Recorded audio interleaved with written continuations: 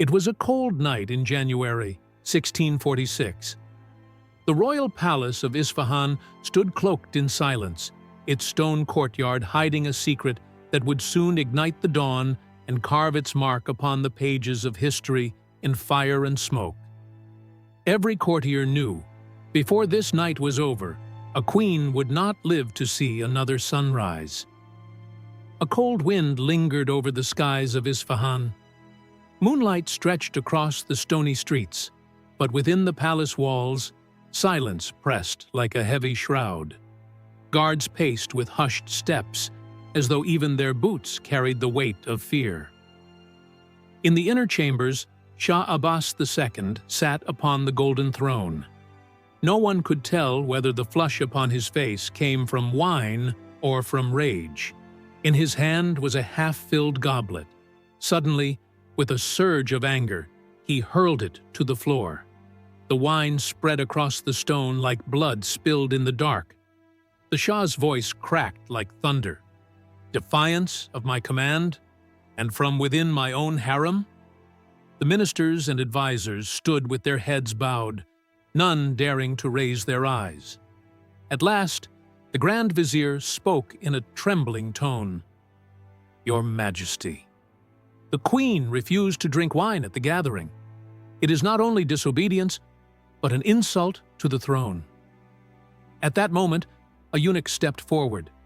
In his hands lay a crimson silk shawl, stained with dark patches of oil. His voice shook as he spoke. "This was found in her chambers. Some whisper it may be the mark of a secret plot." The Shah stared at the shawl, his eyes burning with the fire of suspicion and wrath. In another wing of the palace, the Queen sat quietly in her chamber. A single lamp cast a faint glow, its flickering flame pushing back the cold of January that seeped in through the curtains. Her maid, voice trembling, whispered, "My lady, why did you do it?"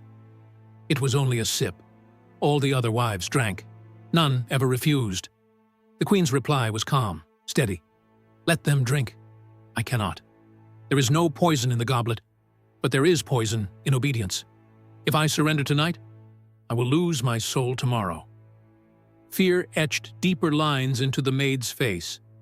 She knew well that the king's fury spared no one.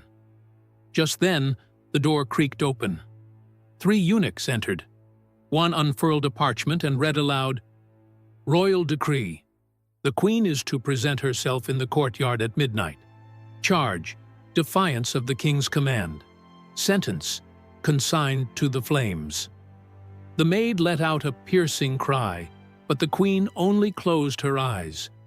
Upon her lips rose a strange smile, as though she already knew fate had been written long ago.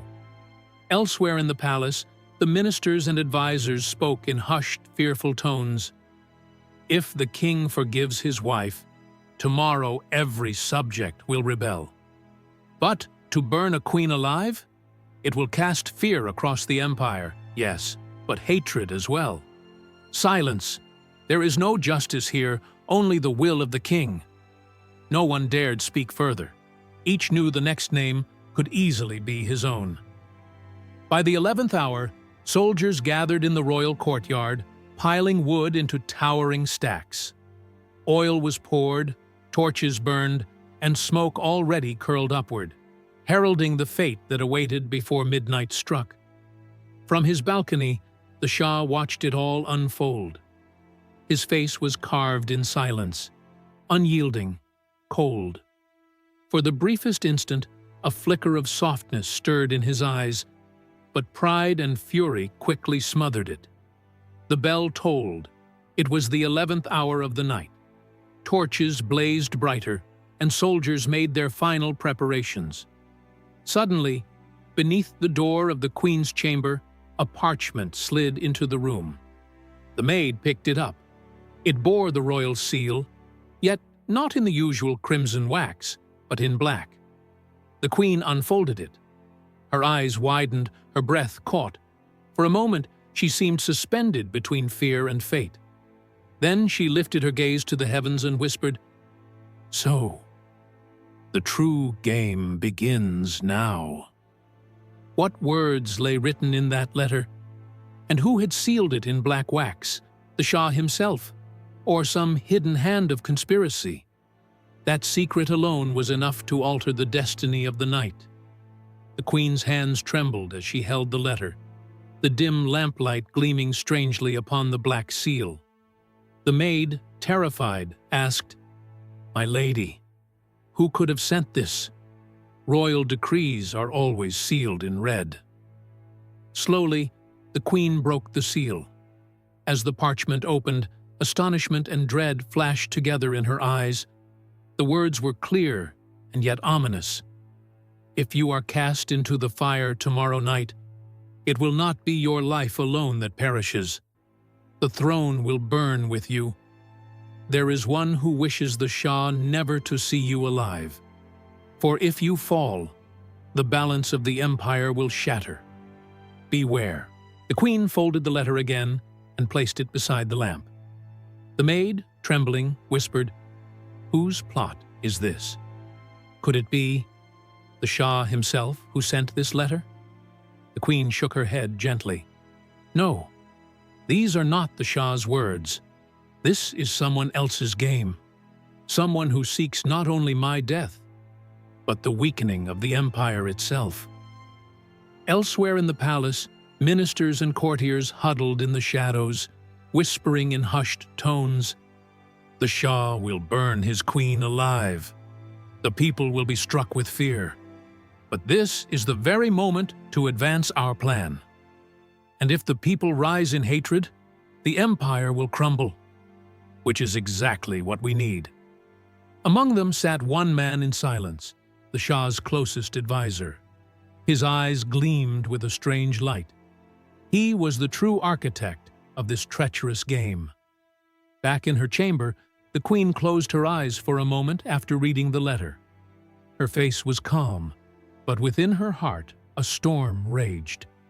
If this letter speaks the truth, then tomorrow night it will not only be my life at stake. The Shah's throne itself will be in peril. The maid clasped her hands together in desperation. "My lady, please, flee while there is still time. There must be a way." But the Queen only smiled. "To flee would be easy, but it is not my fate. If I must burn, I will burn with truth. Yet if there is a conspiracy, it must be unmasked as well." Meanwhile, Shah Abbas stood on his balcony, watching as the courtyard was prepared. Logs were stacked high, oil poured over them, torches burning brightly. For a fleeting moment, doubt stirred in his heart. He set aside his goblet and whispered under his breath, "Is she truly guilty? Or has my anger blinded me?" But in the next moment, the vizier entered and bowed deeply. "Your Majesty, all is prepared. As commanded for midnight, everything is arranged in the courtyard. The people tremble. This punishment will only strengthen your greatness." The Shah's reply was cold, stripped of emotion. "Let it be done."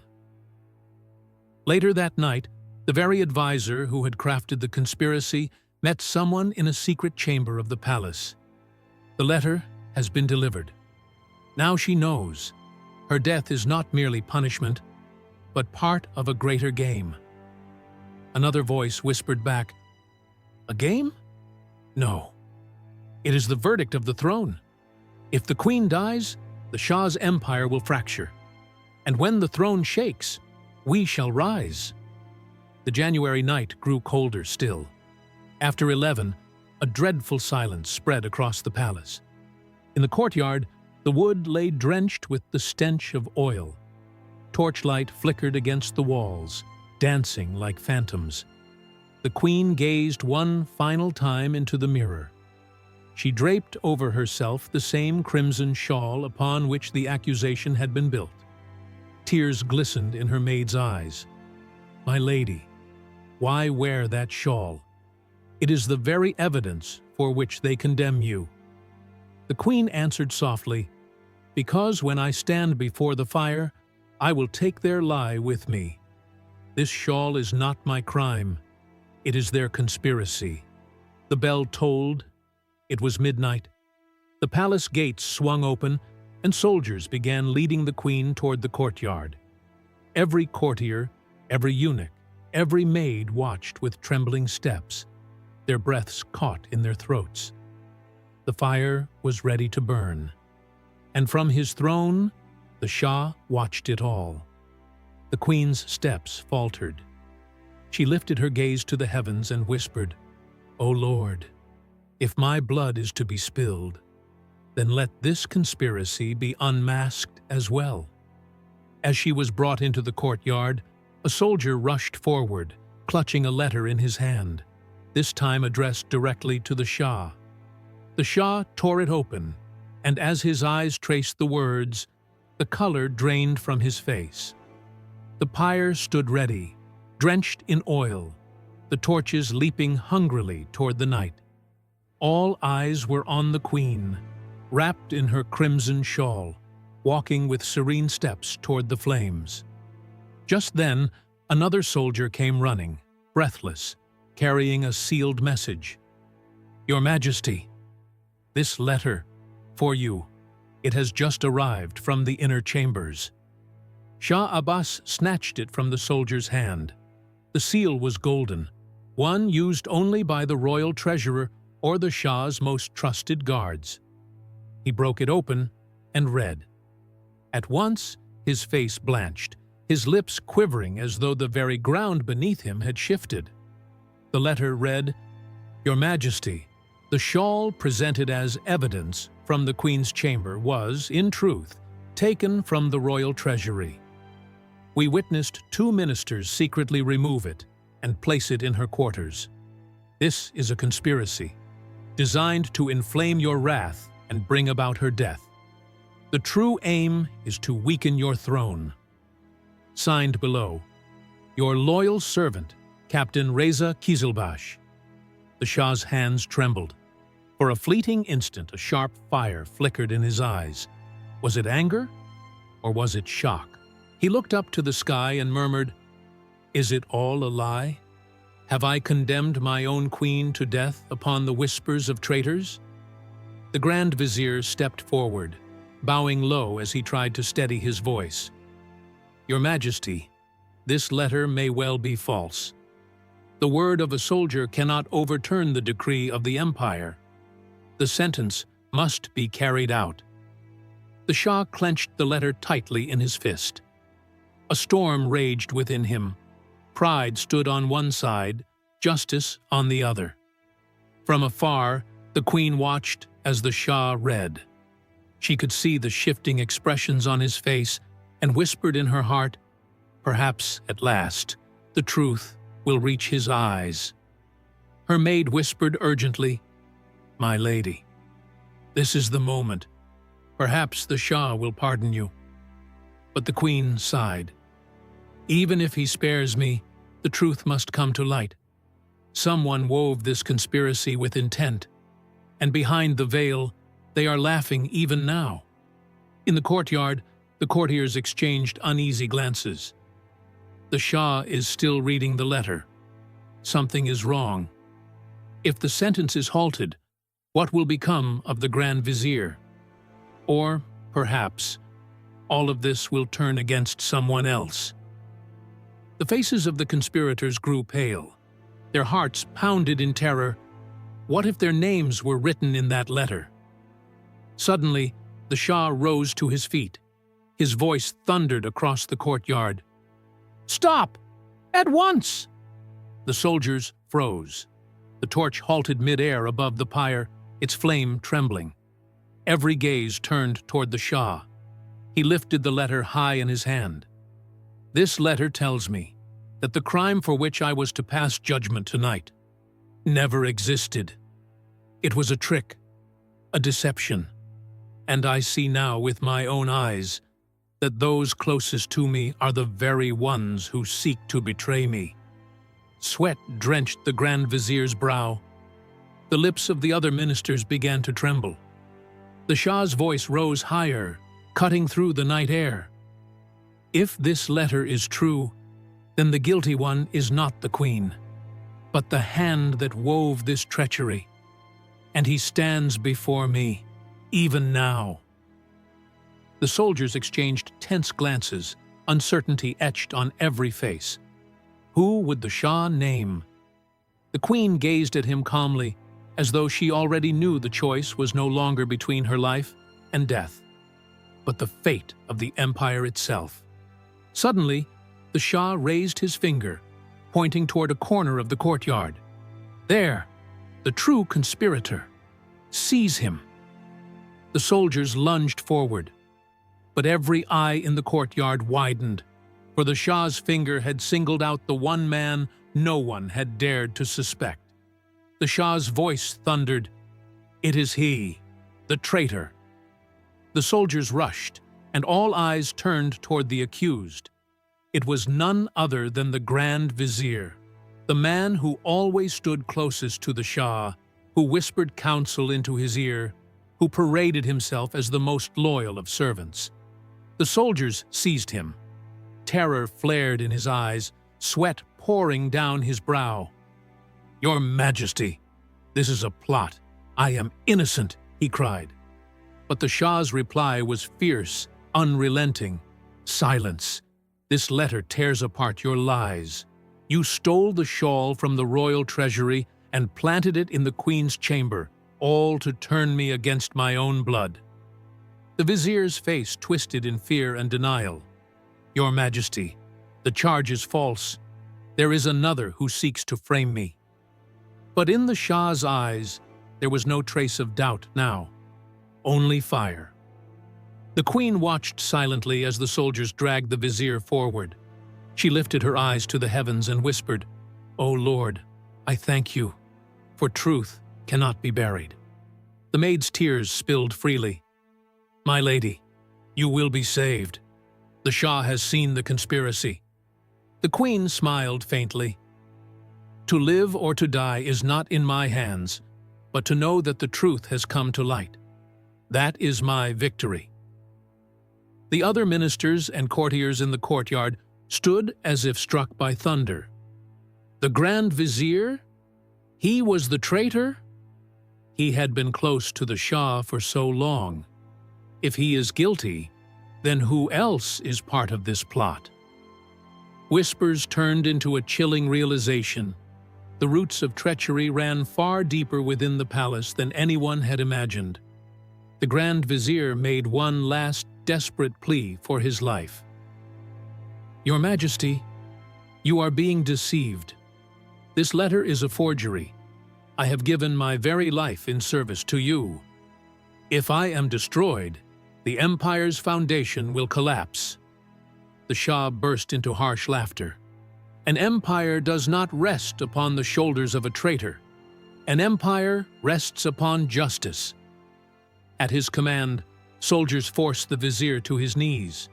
Amid the chaos, another soldier came running, clutching yet another letter.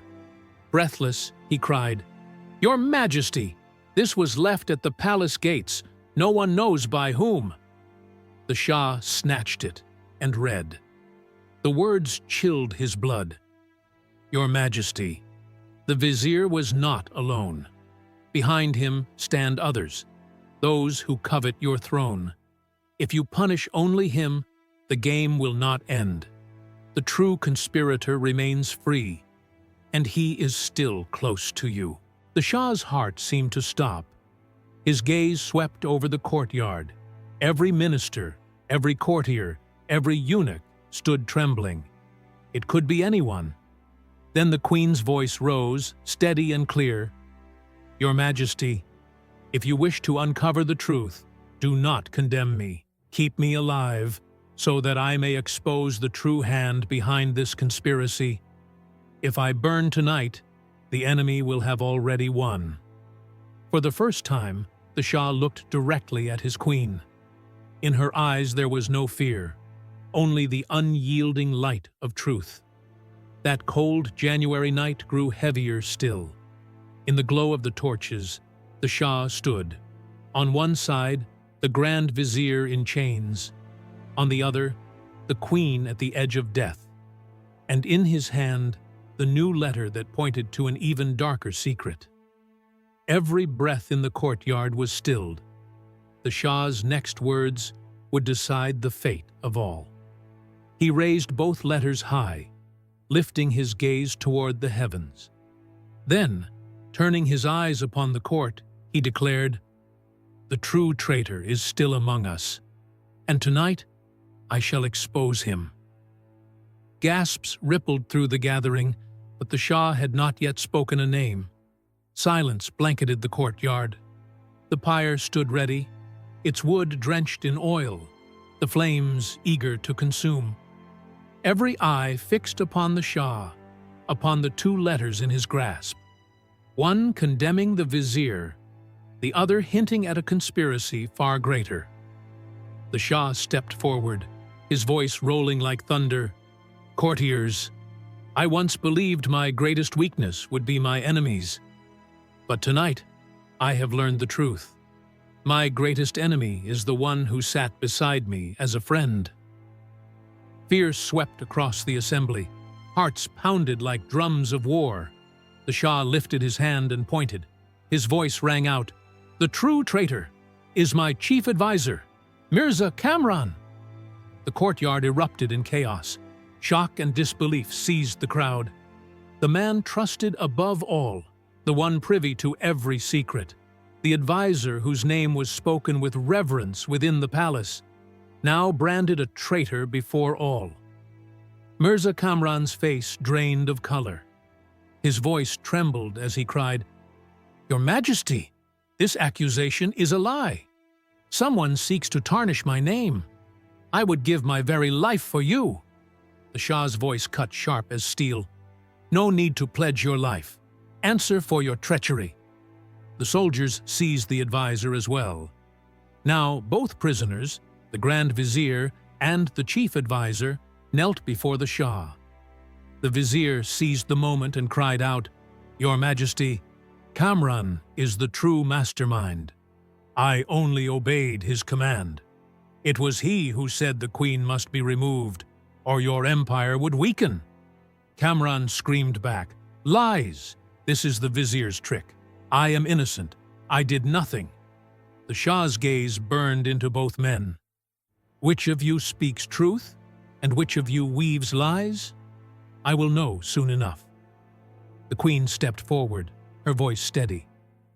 "Your Majesty, you have seen how lies change their masks before you. Yesterday, I was the criminal. Tonight, these two accuse each other. But remember, there may yet be a hand still hidden behind the veil." The Shah looked at her. For the first time, a flicker of softness glimmered in his eyes. The courtiers whispered among themselves, fear lacing every word. If both the vizier and the advisor are traitors, who will hold the empire together? The throne may shake, and when the throne shakes, all beneath it are crushed.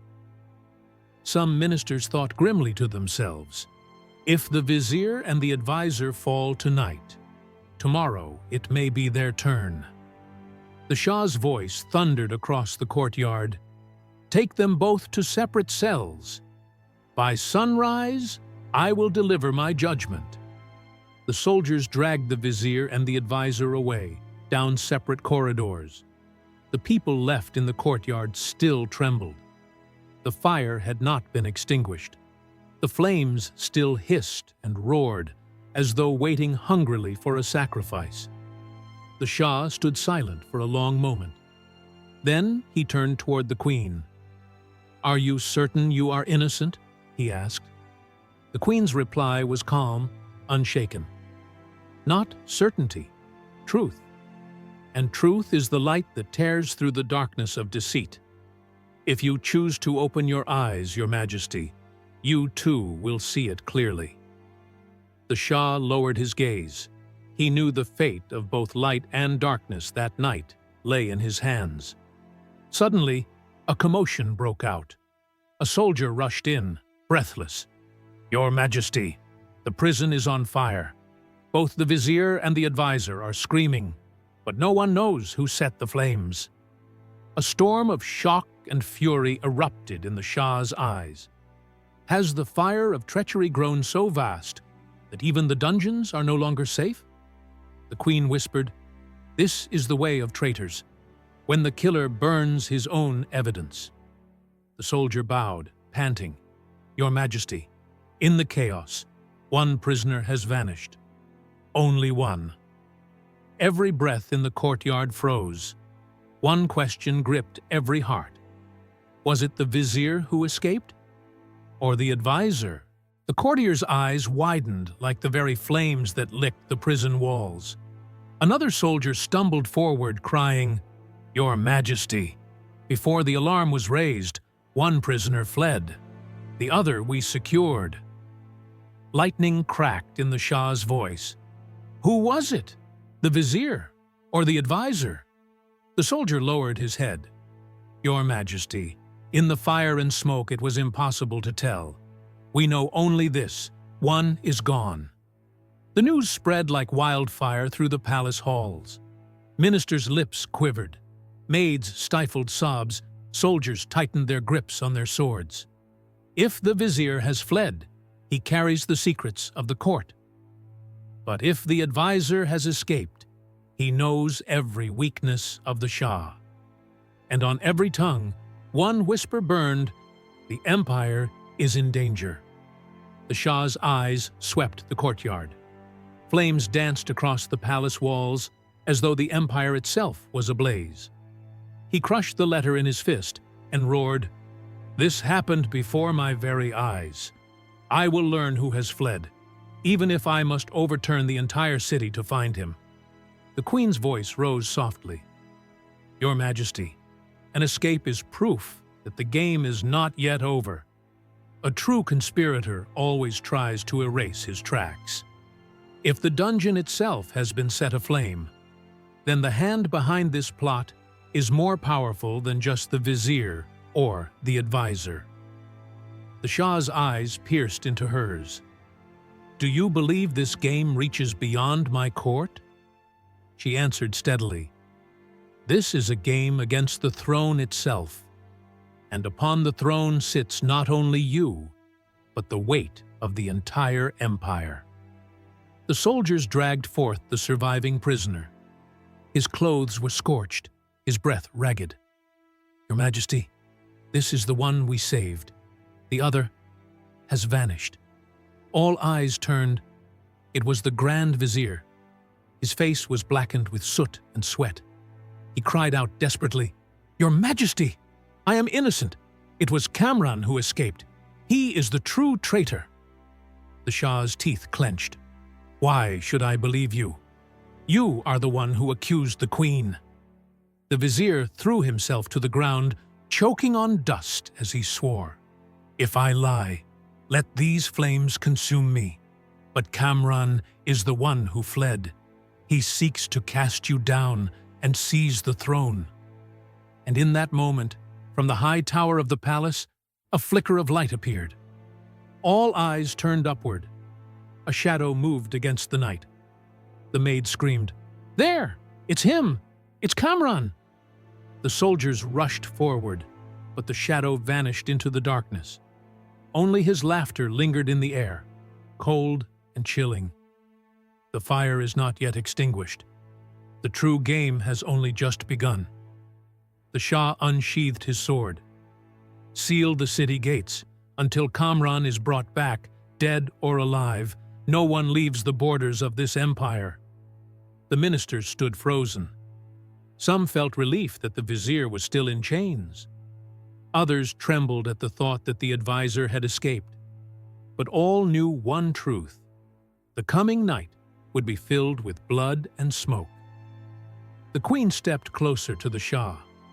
"Your Majesty, if you try to end this game with only swords and prisons, the fire will spread further. Kamran is not alone. With him stand those who praise you by day and stab you by night." The Shah's tone hardened. "You mean to say, my own ministers and courtiers are against me?" The queen's voice was firm. "Yes, and this game is being played before your very eyes." That January night of 1646 grew darker, heavier. Smoke from the torches curled against the palace walls, and for the first time, fear stirred within the Shah's heart. The fear that every familiar face around him might be a mask. Raising his hand high, the Shah thundered, "Before the sun rises tomorrow, I will deliver my judgment upon the Queen and upon these traitors."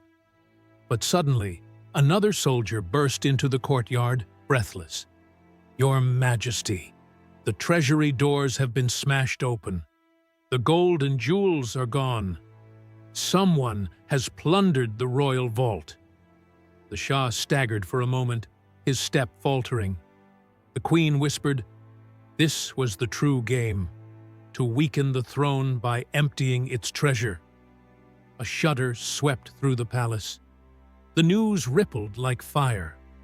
Courtiers exchanged fearful glances. On the Shah's face, a storm of rage and disbelief raged. He roared at the soldier, "Are you certain? The treasury doors have been broken?" The soldier trembled. "Yes, Your Majesty. The doors were smashed from the outside. Every chest inside has been emptied. Gold, silver, jewels, all gone." Panic spread through the court. If the treasury is stolen, the foundations of the empire will collapse. How will the army be paid? How did the enemy know of this? Suspicion and fear hung over every word. Some eyes darted toward the trembling vizier, chained and pale. Others lingered on the empty seat where the chief advisor once sat. The Shah drew his sword once more and roared, "This is no scattered treachery. It is one chain of deceit. First, the accusation against the Queen. Then, the fire in the prison. And now, the theft of the treasury. All of it is the work of one hand, Kamran's hand." The Queen stood silent. She knew in her heart the plot stretched beyond Kamran. The Queen spoke softly, "Your Majesty, if you believe the treasury was looted by one man alone, you are mistaken. Such a grand theft could never be the work of a single hand. He has allies, the very ones you see by your side every day." The Shah turned his gaze upon the ministers. Some trembled, others lowered their heads at once. Just then, a soldier rushed forward carrying a charred fragment of parchment. "Your Majesty, this was found in the treasury chamber. Half of it is burned, but a few words remain." The Shah seized it. On the scorched paper, faint words could still be read. "The treasury. Tomorrow night. The door will open. The true strike. Near the crown." The Shah crushed the fragment in his fist. So, the theft was planned days ago, not tonight. And whoever wrote this knew the inner secrets of my court. From his cell, the Grand Vizier cried out, "Your Majesty, did I not tell you? Kamran is the true conspirator. He has not only plundered the treasury, but his eyes are fixed upon your throne." The Shah's roar cut through the air. "And you? Why should I not believe you were part of this game as well? Yesterday, you condemned the Queen. Today, you accuse another to save your skin." The Vizier wept bitterly. "By my life, Your Majesty, if I lie, then cast me into the fire as well." Meanwhile, in the dark streets of Isfahan, whispers spread like wildfire. The Shah's treasury has been plundered. Is the empire about to collapse? Could this be the work of foreign enemies? Fear gripped the city. Markets were deserted, doors bolted shut, and every heart beat with the question, what would the morning bring? The Queen stepped closer to the Shah, her voice calm yet sharp. "Your Majesty, if the treasury is empty, then the enemy holds two powers, gold and secrets. Now you must decide. Will you cling to the sentence against me, or will you pursue the true enemy?" The Shah's eyes locked upon hers. For a moment, hesitation flickered in his heart. Then he thundered, "I will do both. The queen shall face judgment, and the traitor shall be destroyed. By dawn, all shall be decided." Suddenly, another soldier rushed in, breathless, a blood-stained dagger in his hand.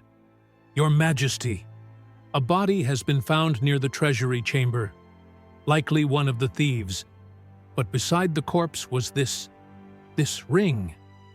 The Shah took the ring, and the color drained from his face. It was the very ring worn always by his chief advisor, Mirza Kamran. The Shah clenched it tightly and roared, "Wherever Kamran hides, he is no longer only a traitor. He is a thief of the treasury and a murderer as well." The queen whispered, "Your Majesty, the question is not where Kamran is. The true question is, who stands with him?" A heavy silence fell upon the palace. Every eye turned into a question. The courtyard trembled with unease. In the Shah's clenched fist, the ring burned like fire. His voice thundered, "This ring was not merely Kamran's, it was the mark of my trust. If it was found near the treasury, then it means he has stolen not just my wealth, but my faith, and fled." The silence was so deep that even the soldiers' breaths could be heard. The ministers glanced at one another, each wondering who the next suspect might be. The queen stepped forward, her voice soft, yet striking the Shah's heart like an arrow. "Your Majesty, remember this. The theft of the treasury and the fire in the dungeon, neither could have been carried out without help from within. Kamran is not an enemy from outside. He is the shadow of this very court." The Shah's brows furrowed. "You mean to say my own ministers, my own soldiers, are part of this game?" The queen lowered her gaze and replied, "Yes, and perhaps the one closest to you." From his cell, the Grand Vizier cried out desperately, "Your Majesty, all of this is a plot against me. If I were involved, why would I be sitting here in chains? I have no alliance with Kamran." The Shah's lips curved into a bitter smile. "Or perhaps you sit in chains only to play the part of the innocent." The vizier screamed, "By God, I am innocent. The true traitor still stands before you, hidden behind a mask." At that moment, another minister stepped forward, Mirza Yusuf, long known for his closeness to the Shah. His voice was smooth, measured. "Your Majesty, we should not waste more time. Mirza Kamran must be hunted down at once. The rest is nothing but rumor." The queen's eyes darted toward him. A strange smile flickered across his lips, as though he took delight in the chaos. Meanwhile, soldiers began investigating near the treasury. Suddenly, they uncovered a hidden door concealed within the wall. Behind it lay a narrow passage leading toward the outer perimeter of the palace. Inside the passage, faint footprints marked the floor. Drops of blood stained the stone, and hastily carved into the wall by a dagger was a single word: treachery. The soldiers shuddered. "Your Majesty, this could only have been done by someone from within." The queen whispered, "Your Majesty, such a passage could never be known to common soldiers or servants. Only those who have shared the palace's secrets for years would know of it." The Shah's piercing eyes turned toward Mirza Yusuf. Sweat gleamed upon his brow. Suddenly, a soldier ran in, bowing low, holding a small chest in his hands. "Your Majesty, near the treasury chamber we discovered this box. Inside there is no gold, no jewels, only a set of papers." The Shah unfolded the papers. They bore different handwritings, but on one page, a signature stood clear. It was Mirza Yusuf's. The Shah roared, "Yusuf, what is this? How do your signatures appear on documents tied to the theft of my treasury?" Yusuf's face turned pale. He stammered, "Your Majesty, it is a lie. Someone has planted this to trap me." The queen spoke with a cold, cutting smile.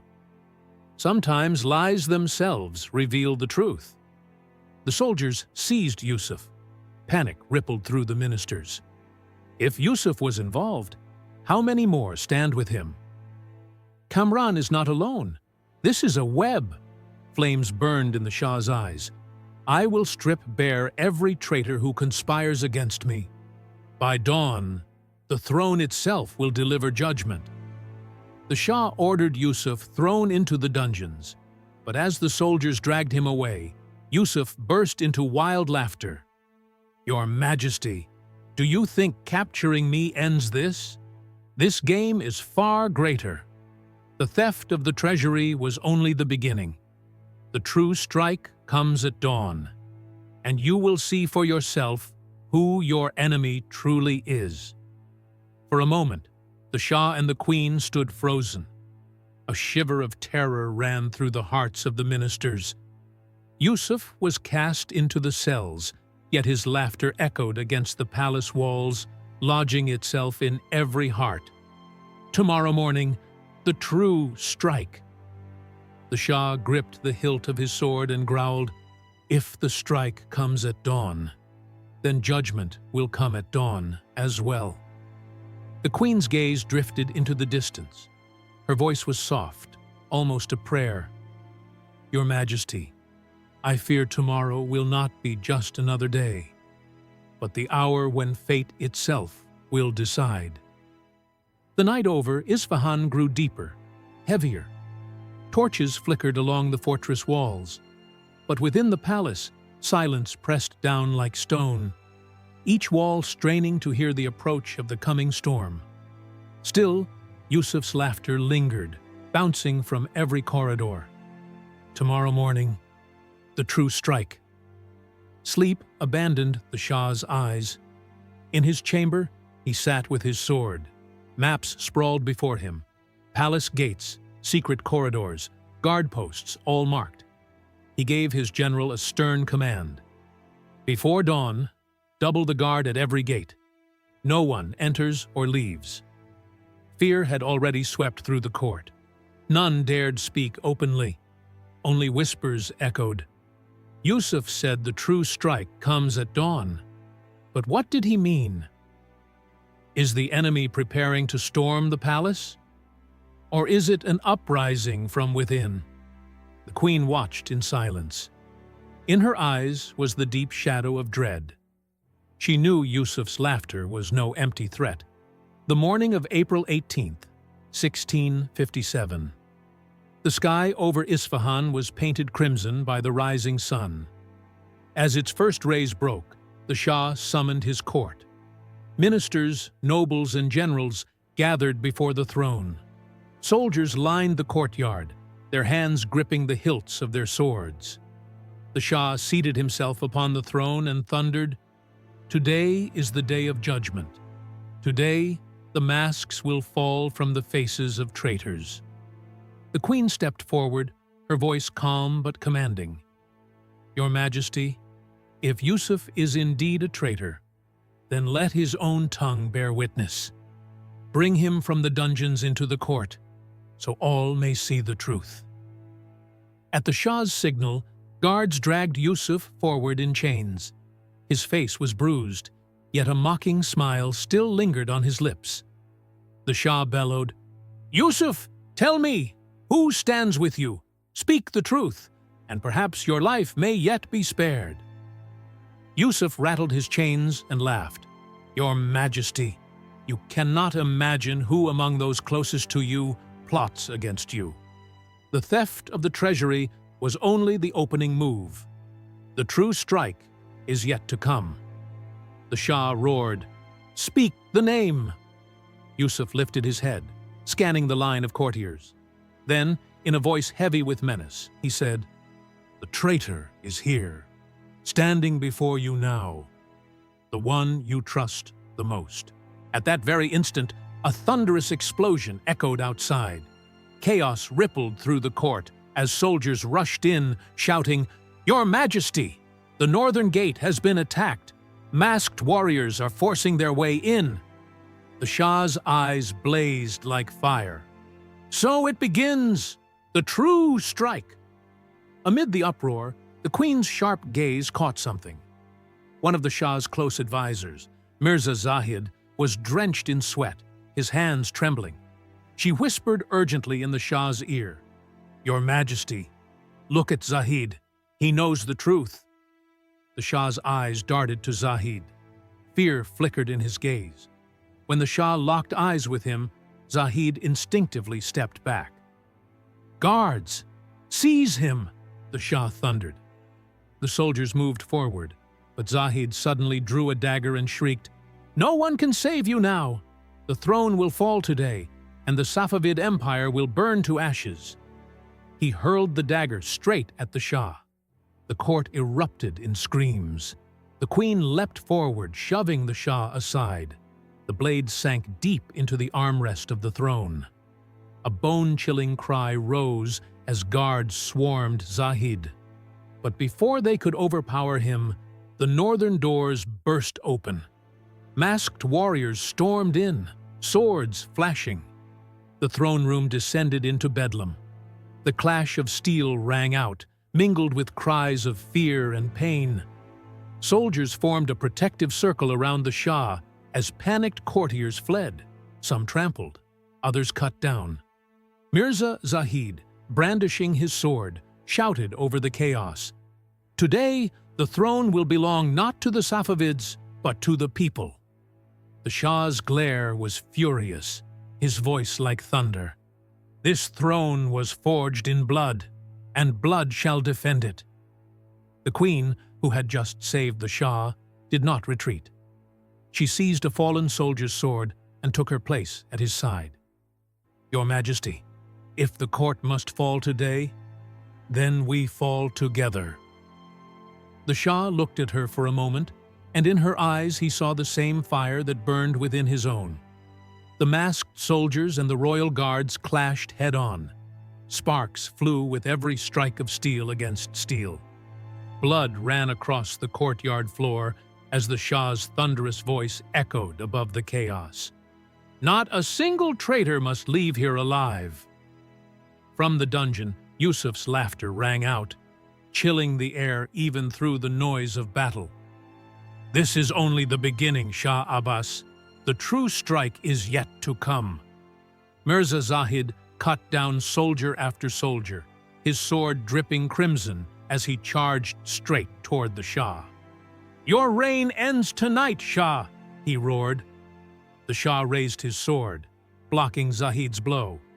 Their duel erupted like a storm, swords crashing, sparks flying, the very walls trembling under their clash. Suddenly, another masked warrior lunged at the Shah from behind. But before the blade could reach him, the Queen struck, her sword slicing through the attacker's chest. Her eyes burned with the wild ferocity of a lioness on the battlefield. The Shah turned to her, pride in his voice. "Today you have proven. This throne belongs not only to the king, but to the Queen as well." Enraged, Zahid pulled out a venomous dagger and lunged once more. The Shah's blade blocked it, but the dagger's tip grazed his arm and blood streamed down. The Queen cried out, "My king!" But the Shah, fueled by fury, unleashed a strike so fierce that Zahid's weapon flew from his hand and he crashed to the floor. The Shah planted his foot on Zahid's chest and roared, "Speak! Who commands you? Who ordered this treachery?" Breathless, Zahid whispered, "Even if not me, it would have been another. The true master stands close to you. I am but a pawn." Before he could say more, an arrow shot from the shadows, piercing his chest. Zahid writhed in agony, then fell lifeless. A chilling silence swept the hall. The Shah bellowed, "Who fired that arrow?" Guards rushed to the balcony but found no one, only a single feather lying on the ground, as though left as a signature. The Queen picked it up, her voice low but heavy.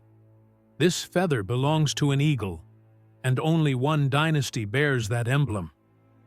The Shah's eyes narrowed. Which dynasty? Her words cut through the silence like a blade. The Ottomans. The court froze. Blood dripped from swords. Corpses littered the marble floor, but every gaze was fixed on that single feather. The Shah clenched his fist, his voice booming. If the Ottomans are behind this, then this is no rebellion. This is war against the empire itself, and we shall answer with blood. The generals bowed in silence, while an old minister trembled and spoke. Your Majesty, if the Ottomans truly stand behind this, then it will not be a mere battle. It will shake the entire realm. The Shah's eyes burned like fire. Kingdoms fall only when kings are weak, and I am not weak. The Queen stood in silence, her heart a storm. She knew this was no ordinary plot, but a scheme woven from shadows stretching far beyond the palace walls. Finally, she whispered, "My king, we must act swiftly. If the Ottomans have reached inside our fortress, it means the enemy already knows our secrets." The Shah nodded gravely and commanded, "Send our spies to the border tonight itself. Find out where the Ottoman army is, what condition they are in, and when they plan to strike." Under the cloak of night, the spies rode out. 2 days later, on the evening of April 20th, 1657, a wounded horse collapsed at the gates of the royal fortress. Strapped to its back was a soldier, half dead and bleeding. Guards rushed forward and carried him inside the palace. Gasping for breath, the soldier whispered, "Your Majesty, the Ottoman armies. They are gathering at the nearby frontier. Their tents stretch as far as the eye can see. Their banners bear the mark of the eagle." The Shah's eyes flared with lightning. "How many?" he demanded. The soldier wheezed, "More than 50,000. And with those words, he breathed his last. The Queen immediately stepped forward, her voice sharp with urgency. "Your Majesty, we must prepare the army, but also cleanse the court itself. As long as traitors remain inside, we cannot face the enemy outside." The Shah's command rang through the hall. "Every courtier will be judged. Whoever is found suspicious will meet the same fate as Zahid." At that very moment, another spy burst in, bowing low before he spoke. "Your Majesty, this conspiracy is not the Ottomans alone. Some of our own Safavid lords are with them. And the most shocking news is this: the royal treasurer has secretly sent half the empire's wealth into Ottoman hands." The court erupted in cries of horror. The Shah's fists clenched in rage. "So the enemy seeks to slit our throats with our own gold." Meanwhile, deep in the dungeons, Yusuf's laughter echoed against the stone walls. His mocking voice carried through the corridors. "Did I not tell you, Shah Abbas? The true strike was yet to come. Your treasure now fills the enemy's camp. Let us see how you save your empire now." The soldiers shuddered at his words. None could fathom how this prisoner knew of secrets even the enemy barely grasped. The Queen turned to the Shah.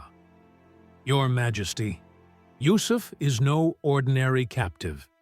He knows more than any spy, more than any traitor. If we do not tear the truth from him, his poison will seep into every corner of the realm." The Shah's voice was iron. "Tomorrow morning, Yusuf shall be brought before the court. He will speak, or he will become a warning so grave that history itself will never forget it." Night descended once more upon the palace. Guards stood watch at every wall, every gate. Not a single soldier dared to close his eyes. But for the Shah, sleep was a stranger. His heart stormed with thoughts of betrayal and war. And down in the black depths of the dungeon, Yusuf still laughed. In his laughter lay a secret, a fire that could consume the empire. And morning would decide everything. Whether the truth would be revealed, or whether the Safavid Empire would burn in its own flames. As the first ray of dawn struck the fortress walls, every gaze in the royal court fixed on a single sight. Yusuf was dragged in chains before the throne. There was no fear in his eyes, only that same sinister, knowing smile. Shah Abbas sat upon his throne, his face as hard as steel, despite the wounds carved upon his body. The queen stood by his side, her presence steady, yet in her eyes lingered a sorrow too deep to conceal. The Shah's voice thundered across the court. "Speak! Who stands behind you? The Ottomans, or my own courtiers?" Yusuf burst into a mocking laugh. "Your Majesty, the truth is already before you. The treasure lies in Ottoman hands. Your own courtiers serve your enemies, and the Queen." He turned his gaze upon her. The Queen knew it all. A stunned silence swept through the chamber. All eyes turned toward the Queen. Her face grew pale. Slowly, she stepped forward and spoke, her voice trembling yet resolute. "Yes, Your Majesty, I knew, but I concealed it only to protect you. Had I told you sooner, your fury would have burned the empire itself. I waited for the right moment to tear the mask from this treachery." Uncertainty clouded the Shah's stern features. Murmurs stirred among the courtiers like restless wind. With a sharp motion, the Shah drew his sword. "Queen, you hid the truth. That is treason, the gravest crime against the Safavid throne." Tears glistened in her eyes as she replied, "If it is treason, then it was treason born of love. I sought only to preserve the empire and to keep you alive." Yusuf's laughter split the air once more. "Shah Abbas, now watch. Will you burn your empire or your love?" By the Shah's order, wood was piled high in the center of the court. The Queen was bound and placed amidst it. Tears welled in the eyes of courtiers, but none dared speak. For one final time, she lifted her gaze to the Shah and whispered, "Your Majesty, history will judge me, whether as a traitor or as the most loyal of all. But remember this, when an empire burns its own love, it cannot stand for long."